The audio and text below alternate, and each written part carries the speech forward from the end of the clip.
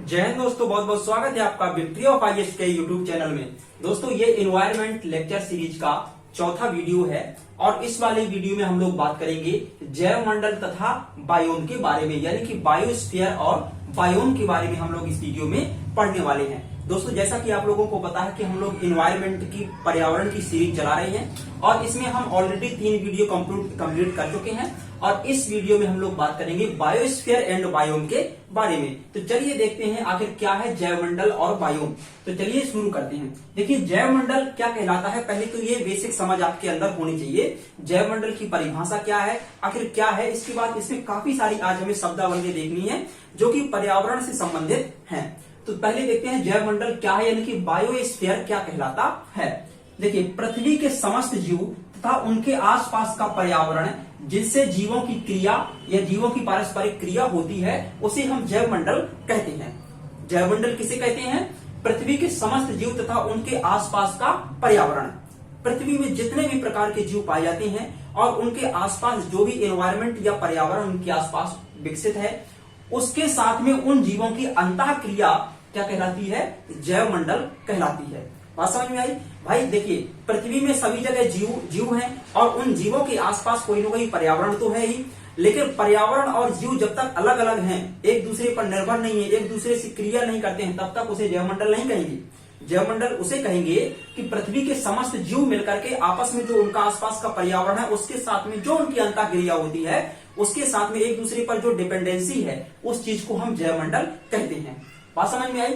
जैव मंडल दोस्तों यहाँ पर 3 प्रकार के होते हैं। जैसे वायुमंडल, मतलब हवा में, वायुमंडल में विभिन्न प्रकार की गैसें होती हैं, विभिन्न प्रकार के संघटक गैसों की पाई जाती हैं। स्थल मंडल, स्थल में विभिन्न प्रकार के जीव पाए जाते हैं, पेड़ पौधे पाए जाते हैं और आपस में सभी इंटरकनेक्टेड एक दूसरे से निर्भर रहते हैं। ठीक है। जल मंडल, जल का अलग पर्यावरण होता है। जलीय तंत्र पर कल हमने प्रकाश का प्रभाव भी देखा था, है ना। तो 3 प्रकार के यहाँ पर जैव मंडल पाए जाते हैं। कितने प्रकार होते हैं? वायुमंडल, स्थल मंडल और जल मंडल। बात समझ में आई दोस्तों? अब यहाँ पर देखते हैं जैविक समुदाय क्या कहलाता है, यानी कि बायोटिक कम्युनिटी क्या कहलाती है। जैविक समुदाय क्या है और इंग्लिश में क्या कहते हैं जैविक समुदाय को? Biotic community.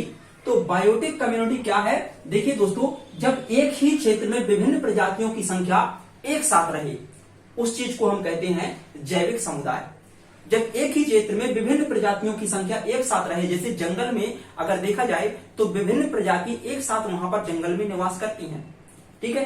तो इस चीज को हम क्या कहेंगे? जैविक समुदाय। बात समझ में आई? जब एक ही क्षेत्र में विभिन्न प्रजातियों की, विभिन्न जीवों की संख्या एक साथ रहे तब उसको हम जैविक समुदाय कहते हैं। दोस्तों ये काफी बड़ा क्षेत्र होता है। ठीक। एक दोस्तों यहां पर वर्ड आता है फाउंडेशन प्रजाति क्या कहलाती है। फाउंडेशन प्रजाति यानी कि आधारभूत प्रजाति क्या कहलाती हैं या बेस प्रजाति क्या होती हैं। तो समझना है आपको, अन्य प्रजातियों के वो प्रजातियां जो अन्य प्रजातियों के निर्माण व संरक्षण के लिए महत्वपूर्ण होती हैं। ऐसी प्रजातियां जो अन्य प्रजातियों के निर्माण करने और उनके संरक्षण के लिए महत्वपूर्ण होती हैं वो प्रजातियां फाउंडेशन प्रजातियां कहलाती हैं। जैसे कोरल रीफ यानी कि मूंगा चट्टानें जो होती हैं ये आपकी फाउंडेशन प्रजाति हैं। कोरल रीफ ही जब बड़ी होती हैं तो उन पर अन्य प्रकार के जीव या अन्य प्रकार के परितंत्र वहां पर विकसित होते हैं और इन्हें क्या कहते हैं? फाउंडेशन प्रजाति। ठीक है। तो कोरल जीव जो हैं आपके ये समुद्र में पाए जाते हैं और इन्हीं पर विभिन्न प्रकार के फिर जीव अपना विकास करते हैं। तो ये कौन सी प्रजाति हुई? कोरल। ये एक प्रकार की फाउंडेशन प्रजाति कहलाएगी। बात समझ में आई? एक दोस्तों सांकेतिक प्रजाति कहलाती है। ये वर्ड आपको याद रखने हैं। वर्ड जो एनवायरमेंट का शुरुआती चैप्टर 1-2 होते हैं यहाँ पर हमें बेसिकली शब्दावली पर ही फोकस करना होता है। बात समझ में आई? सांकेतिक प्रजाति क्या कहलाती हैं? ठीक। तो इसको देखिए, वो प्रजातियां जो पर्यावरण परिवर्तन के लिए संवेदनशील होती हैं। ऐसी प्रजातियां जो पर्यावरण परिवर्तन के लिए संवेदनशील होती हैं उन्हें हम सांकेतिक प्रजाति कहते हैं। जैसे मान लीजिए एग्जाम्पल के तौर पर अगर हम देखें तो कुछ प्रजातियां ऐसी होती हैं जो पर्यावरण में थोड़ा सा भी अगर कुछ गड़बड़ी होती है तो वो प्रजातियां नष्ट होने लगती हैं, यानी कि विलुप्त होने लगती हैं। तो उस प्रजाति के विलुप्त होने से हमें यह पता चल सकता है कि पर्यावरण का संतुलन कहीं ना कहीं बिगड़ा है। तो ऐसी प्रजातियां संकेत का कार्य करती हैं कि हमें संकेत मिल जाता है कि आखिर पर्यावरण में कुछ ना कुछ गड़बड़ी हो रही है और हमें उस चीज को सुधार लेना चाहिए। ठीक है। तो ये सभी प्रजातियां होती हैं आपकी सांकेतिक प्रजातियां कहलाती हैं। ऐसी प्रजातियां जो पर्यावरण परिवर्तन के लिए संवेदनशील होती हैं उन्हें हम सांकेतिक प्रजातियां कहते हैं। जैसे दोस्तों जल के प्रदूषण बढ़ने पर मछलियां नष्ट हो जाती हैं। अधिकतर प्रदूषित जल में मछलियां नहीं पाई जाती हैं। तो आप यहाँ पर समझ सकते हैं कि प्रदूषित अगर मछली किसी पानी से विलुप्त हो रही है तो इसका मतलब है जल प्रदूषित हो रहा है। तो मछली मतलब सांकेतिक प्रजाति का कार्य कर रही है। बात समझ में आ रही है? तो सांकेतिक प्रजाति क्या है ये आपको समझ में आया। अब चलिए देखते हैं एक और वर्ड आता है इकोटोन। इकोटोन यानी कि संक्रामिका यानी कि संक्रमण। यह क्षेत्र क्या होता है पर्यावरण के संबंध में। तो इकोटोन को जानते हैं। देखिए दो समुदायों के मध्य का संक्रमण क्षेत्र इकोटोन कहलाता है। दो समुदायों के मध्य का संक्रमण क्षेत्र क्या कहलाता है? इकोटोन कहलाता है या संक्रामिका कहलाता है। जैसे दोस्तों घास का क्षेत्र तथा वन का क्षेत्र। मान लीजिए कि ये आपका घास का मैदान है, ठीक है, और ये आपका क्या है? ये वन का मैदान है, लेकिन बीच में आपस में दोनों इतना जो क्षेत्र होता है ये संक्रमण क्षेत्र कहलाएगा। यहाँ पर कौन सा क्षेत्र? संक्रमण क्षेत्र यानी कि इकोटोन कहलाएगा ये। और यहाँ पर प्रजातियों की संख्या ज्यादा होती है, इससे और इससे भी ज्यादा होती है। इसी तरह का एक वर्ड और आता है कोर प्रभाव यानी कि edge effect, E D G, edge effect. तो कोर प्रभाव क्या है दोस्तों? ये कोर कहलाता है, कोर, ये कहलाता है कोर, कोर क्षेत्र। ठीक, तो कोर प्रभाव क्या है? जब जहां दो परितंत्र आपस में मिलती हैं, जैसे यहाँ पर घास और ये वन है, ठीक है, तो घास परितंत्र और वन परितंत्र आपस में कहां पर मिलता है? इस स्थान पर मिलते हैं दोनों। ठीक, तो जहां पर दो परितंत्र आपस में मिलती हैं वहां दोनों क्षेत्र की प्रजातियां पाई जाती हैं। अब यहाँ पर घास में रहने वाले जीव भी पाए जाएंगे और यहाँ पर वन में रहने वाले जीव भी पाए जाएंगे। तो ये क्या कहलाया? कोर प्रभाव यानी कि एज इफेक्ट कहलाता है। और इसी तरह से दोस्तों इकोटोन भी होता है जो दो समुदायों के मध्य में संक्रमण का क्षेत्र होता है। बात समझ में आई? यहाँ पर दोस्तों विविधता सबसे ज्यादा होती है।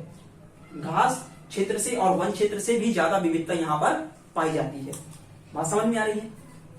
अगली चीज देखते हैं। ये आपने जैवमंडल के बारे में देखा, कुछ जैवमंडल से रिलेटेड शब्दावलियां हैं। इसमें देखते हैं बायोम क्या है।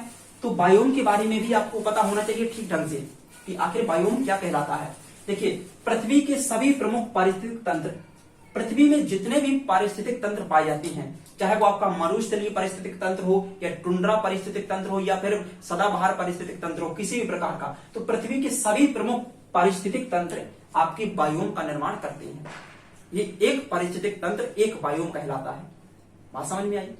जैसे मरुस्थल, तो ये एक प्रकार का मरुस्थल पारिस्थितिक तंत्र है। यहाँ पर अलग प्रकार के जीव होंगे, ठीक है। जैसे मरुस्थल में जो जीव पाए जा सकते हैं, जो पौधे मरुस्थल में विकसित होंगे, ऐसे पौधे घास स्थल या फिर पर्णपाती क्षेत्रों में नहीं हो सकते हैं। यहाँ का अलग प्रभाव रहेगा, यहाँ अलग पौधे होंगे, अलग जीव पाए जाएंगे, ठीक है।